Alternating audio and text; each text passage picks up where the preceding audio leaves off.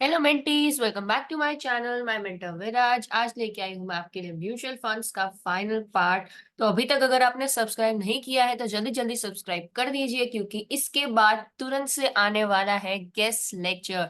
जो मैंने आपको प्रॉमिस किया था कि मैं जल्दी लेकर आऊंगी, वो आ रहा है अगले हफ्ते। जी हाँ, अगर आपने म्यूचुअल फंड्स के आगे के पार्ट्स भी नहीं देखे हैं तो वो भी आप फटाफट से देख लीजिए। And make sure to comment under this video so that I can include all those your questions for the guest lecture session. चलिए स्टार्ट करते हैं बिना देर किए आज का लेक्चर। आज हम देखने वाले हैं mutual funds based on investment objective.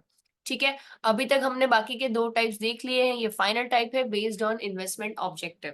इसके बेस पे आ जाते हैं growth funds, tax funds, income funds, liquid funds and pension funds. हर एक को एक एक करके देख लेते हैं। चलिए स्टार्ट करते हैं ग्रोथ फंड्स के साथ।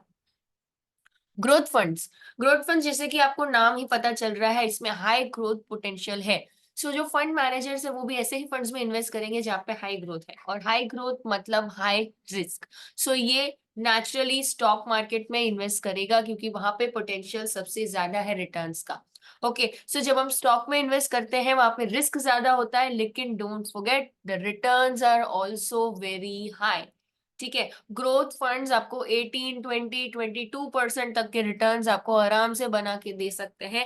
एंड ये मोस्टली आइडियल है उन लोगों के लिए जिनके पास आइडियल लाइंग मनी पड़ा है, जिसका वो कुछ नहीं कर रहे हैं, and they also have risk taking appetite. Okay, so if they invest in stock market और वो पैसे ऐसे ही आइडियल पड़े हैं, so they can make a huge lot of sum just by investing in mutual funds. Okay, next funds पे आ जाते हैं tax saving funds. Tax saving fund नाम ही में लिखा है कि ये टैक्स बचाता है। इसमें आ जाता है ईएलएसएस, जिसे इक्विटी लिंक सेविंग स्कीम भी कहा जाता है। एंड नेचुरली आपको टैक्स बचा के देगा, बट इसमें कंडीशन ये है कि इसमें आपका जो अमाउंट है वो 3 इयर्स के लॉक इन पीरियड में रहता है। 3 इयर्स के लॉक इन पीरियड में अगर ये रहता है, तो अगर टैक्स सेविंग फंड ये है, ईएलएसएस ये है, तो आप 80C इनकम टैक्स जो आप क्लेम करते हैं उसके सेक्शन 80C में आप इसे क्लेम कर सकते हैं, और आपको आराम से इसमें 14 to 16% के रिटर्न्स मिल जाते हैं। सो टैक्स सेविंग फंड एक अच्छा स्कीम है उन लोगों के लिए जो टैक्सेशन में बेनिफिट ढूंढ रहे हैं, प्लस इन्वेस्टमेंट भी वो करना चाहते हैं। इनकम, ये अपना मनी जो है वो बढ़ाना चाहते हैं, वेल्थ जो है क्रिएट करना चाहते हैं। आगे बढ़ते हैं इनकम फंड्स की तरफ।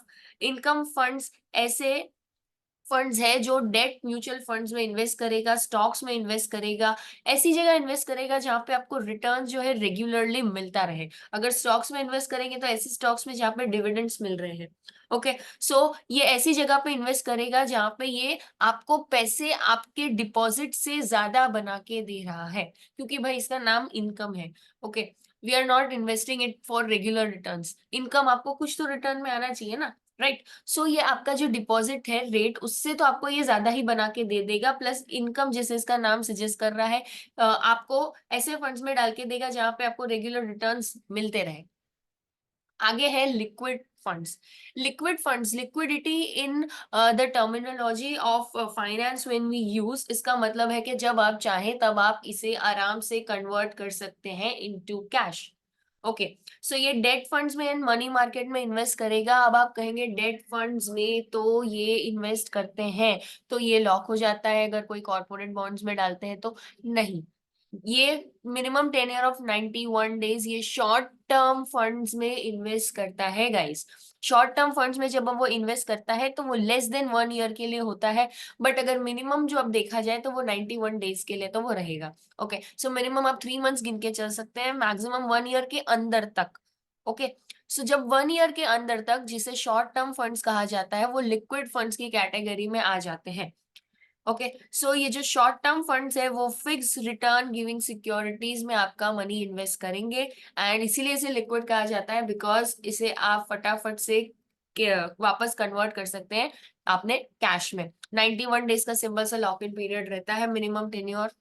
उसके बाद आप चाहे तो री इन्वेस्ट करें, चाहे तो निकाल लें। सो इसीलिए इसे लिक्विड फंड्स कहा जाता है। Last is pension funds. Pension funds आपके फ्यूचर के लिए, आपका रिटायरमेंट के लिए, कोई फ्यूचर में कंटिजेंसीज आ जाती है तो उसके लिए आपको जो मदद करता है वो है ये pension fund scheme mutual funds का। ये आपके फाइनेंशियल कंडीशन को सिक्योर करना चाहती है फ्यूचर में। ये इसमें कैसा रहता है ना, जैसे पेंशन में आप कैसे करते हैं कि आप थोड़ा थोड़ा हर महीने बचाएंगे और फिर आप रिटायरमेंट के टाइम पे सारा फंड निकालेंगे, या फिर आप रेगुलर फ्लो रहेगा, सेम वैसा ही ये पेंशन फंड जो म्यूचुअल फंड में है उसमें ऐसा रहेगा। आप फिक्स अमाउंट कुछ इयर्स तक पे करते रहेंगे, और जब आप रिटायर होते हैं steady flow will start coming back yearly और monthly basis whichever the scheme में be. Okay, so this is pension fund.